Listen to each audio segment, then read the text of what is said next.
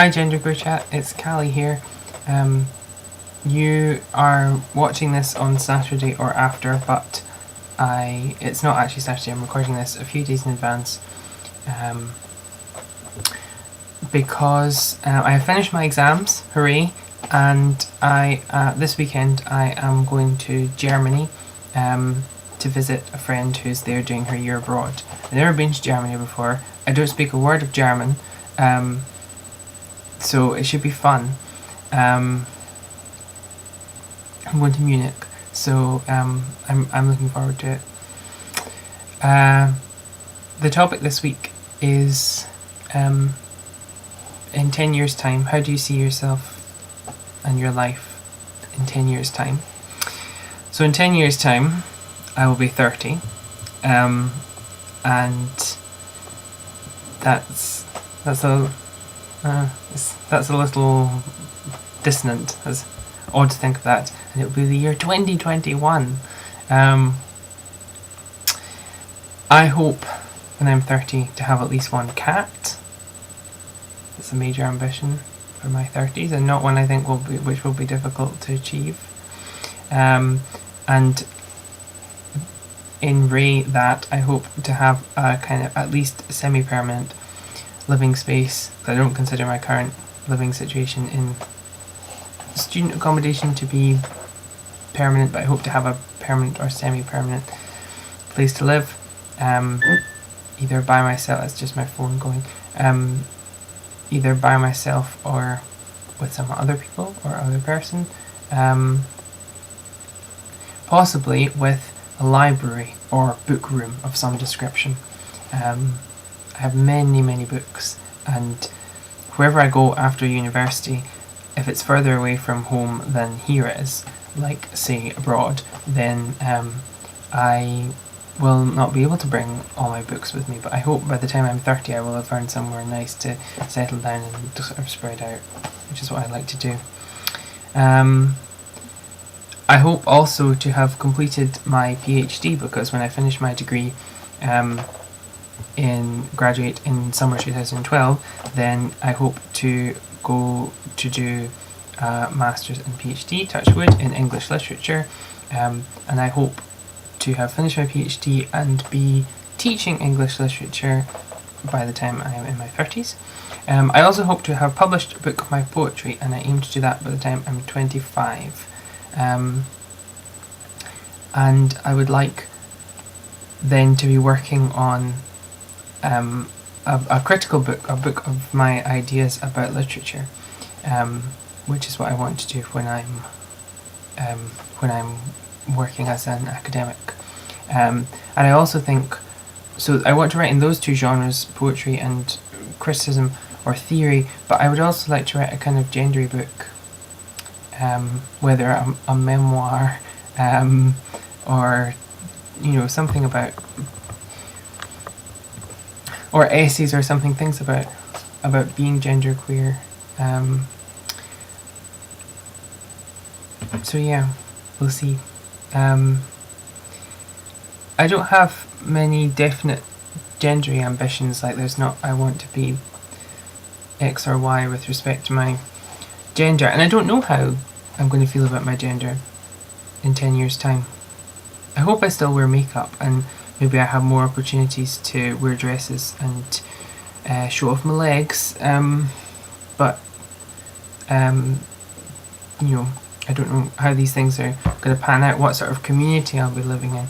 I hope to know more queer people, but because it's quite a small town I live in at the moment. I used to live in slightly unenlightened suburbs of Glasgow, and now I live in quite a small town, although it is a university town, and this ambition for my future seems to keep taking care of itself, because if the people who I know keep coming out as queer or being outed to me as queer at the rate that they're going, then everybody I know will be queer by the time I'm 30. So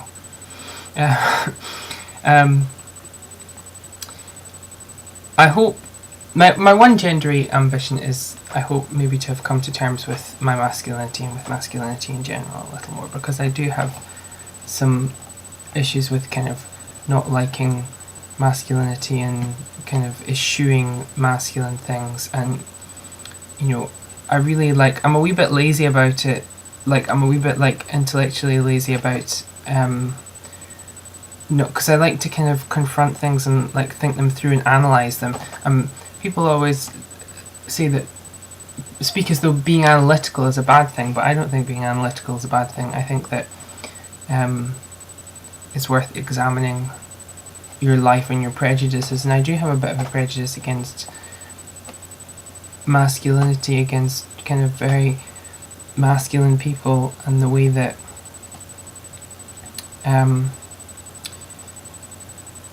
it doesn't have to be, but there's a kind of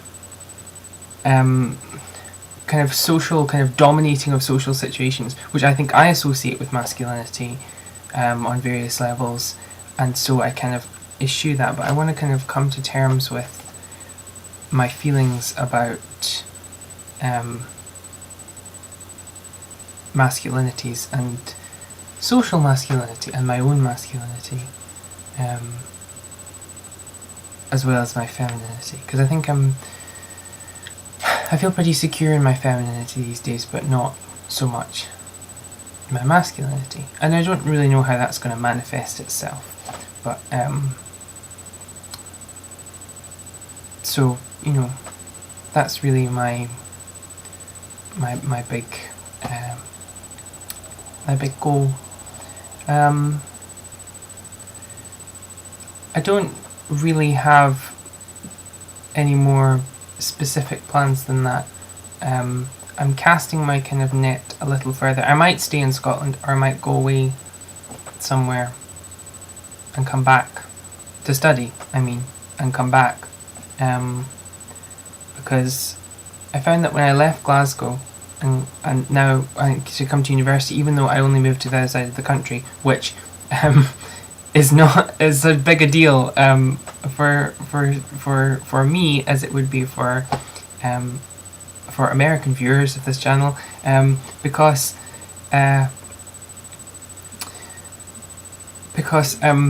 you know, my country is my home city is 2.5 hours away by bus. And I'm on the opposite coast. So, but yes, I think I would kind of like to travel further to England or North America, England being so far away, and then come home, because I'm not finished with this country and it's not finished with me. But and I think I will always think of Scotland as my home, but I would like to have gone somewhere else and come back. And who knows, by 2021 Scotland might be independent. It's possible. It's not, I don't know, we don't know what's going to happen in the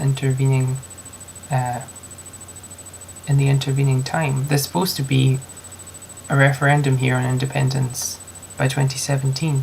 So if that passes, then I would definitely make my way back here to celebrate.